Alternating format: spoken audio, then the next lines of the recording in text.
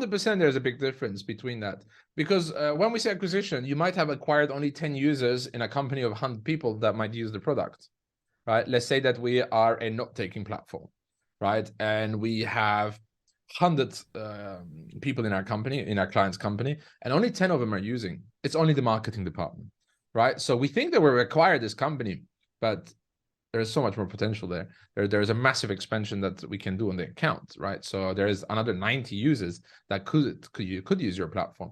So on a product-led growth, there is a bunch of things that you can do, right? By telling them, hey, do you want some other users? Do you want to get them to test? Invite them, right? You can share documents and notes, and these documents and notes might be able to show people that, oh, okay, they're using this in the marketing team, and I want to use that, right? But also, if you don't see the potential because you don't know how many people are there and so on, this is where companies like Successeve is coming very, very handy, right? And we're going to talk about that in a second.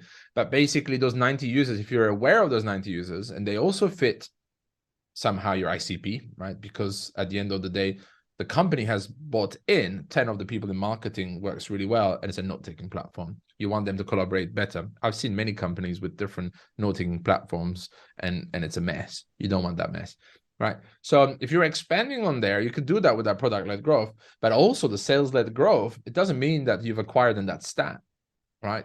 You can follow up in 3 months, see the 10 users are very active users and they love the product. You can call them up, right? You can ask for a user interview and tell them, hey, and they're showing you some features and be like, oh, so why don't you have the rest of the team on here?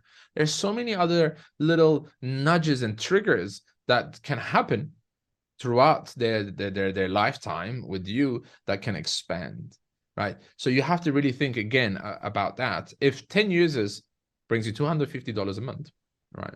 Which is great. But what about 100 users? It's going to bring you really 2,500. Then your average revenue per account is so much higher. You've brought them with product-led growth, but are you ready to actually expand with a sales-led growth strategy? But these are the questions that I would actually ask myself each time that I look at my users, and understand what's the potential of expansion inside that company.